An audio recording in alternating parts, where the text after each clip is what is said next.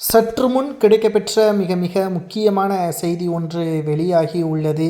அனைத்திந்திய அண்ணா திராவிட முன்னேற்றக் கழகத்தின் பொதுச் செயலாளர் எடப்பாடி பழனிசாமி அவர்களுக்கு எதிராக ஒட்டுமொத்த அதிமுகவின் தொண்டர்களும் எதிராக ஆலோசனை ஒன்றை நடத்தி வருகிறார்கள். அதில் எடப்பாடி பழனிசாமி அவர்கள் எடுக்கக்கூடிய முடிவுகள் கடந்த 4 ஆண்டுகளாக தவறாகத்தான் இருக்கிறது.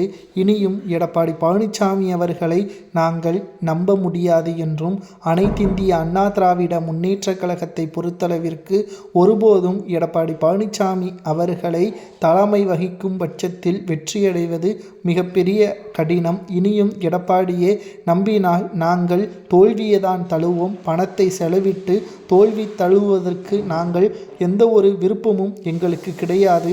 ஒன்று அதிமுகவில் பன்னீர்செல்வம் அவர்களை மீண்டும் இணையுங்கள், இல்லை என்றால் எடப்பாடி பழனிசாமி அவர்களது பதவியை மாற்றுங்கள் என்பதற்கேற்ப அதிமுகவின் நிர்வாகிகள் கூறியிருப்பது அதிமுகவின் அரசியல் வட்டாரத்தில் பரபரப்பை ஏற்படுத்தியுள்ளது.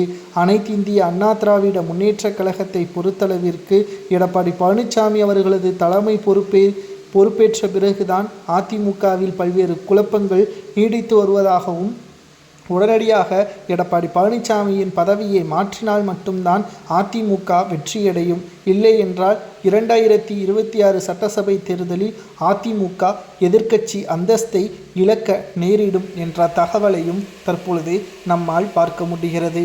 அனைத்திந்திய அண்ணா திராவிட முன்னேற்றக் கழகத்தின் ஒட்டுமொத்த வெற்றி வாய்ப்பும் அதிமுகவில் எடப்பாடியை மாற்றுவதால் மட்டும்தான் முடியும், இல்லை என்றால் மிகப்பெரிய ஒரு தோல்வி அதிமுகவிற்கு வருவது உறுதிதான் என்பது அதிமுகவின் நிர்வாகிகள் கூறுவதை ஏற்றுக்கொள்ளலாமா என்பதை, உங்களது கருத்துக்களையும் எடப்பாடி பழனிசாமியின் பதவியை பறிக்கலாமா வேண்டாமா என்பதை கமெண்ட் வாயிலாக மறக்காமல் கூறுங்கள். நன்றி.